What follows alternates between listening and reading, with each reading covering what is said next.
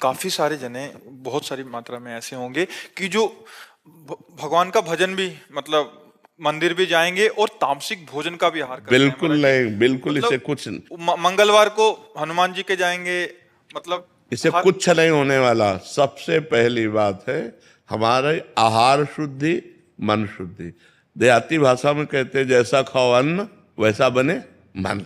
देखो, अगर हम शास्त्र की आज्ञा का पालन नहीं करेंगे और मनमानी आचरण करेंगे तो नरक जाओगे। पहले आहार शुद्धि, मन शुद्धि। अगर जैसा खाओ अन्न वैसा बने मन। किसी भी प्राणी को दुख देना, हनुमान चालीसा का भी पाठ करते हैं। ये अपनी वासनाओं की, अपनी जिह्वा को थोड़ा रोको यार।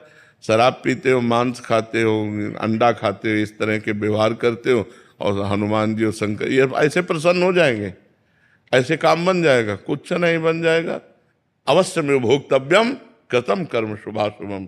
जो तुम कर्म करोगे तुम्हें भोगना पड़ेगा।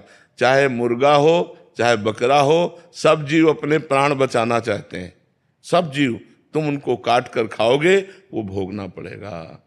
राम जी के रूप में भगवान ने यदि बाली के चरण में बाण मारा तो भगवान श्री कृष्ण के चरण में व्याध के रूप में उसने बाण मारा। देखो ना, लीला देखो। भगवान ने अंतिम अपनी लीला जो श्री कृष्ण लीला है वो यहां संपन्न की कि भगवान के चरण में व्याध जो है बाण मार रहा है। अब आप विचार करो, जब वो सरकार समर्थ होते हुए भी अपने लीला का लीला दर्शन कराते हैं।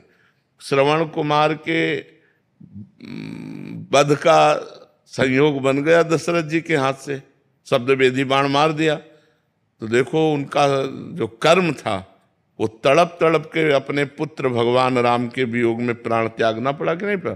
भगवान उसको मिटा सकते थे लेकिन भगवान नहीं मिटाते। अवश्य में वो भोक्तव्यम गीता जी में कहा है। इसलिए हमारी प्रार्थना है कि तमोगुणी भोजन का त्याग करो, सात्विक भोजन और संयम से रहोगे तो तुम में जो बल आएगा वो एक महान पवित्र बल होगा। आज बल नहीं दिखाई देता, चेहरे में कांति नहीं है, विचार में पवित्रता नहीं है। ऐसा नहीं, हम पशु नहीं हैं, हम मर्यादा से चलने के लिए हैं।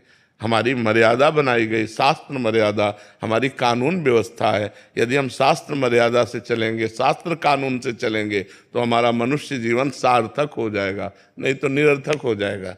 जैसे आजकल बच्चे कहते हैं हम स्वतंत्र हैं। नहीं, स्वतंत्रता नहीं।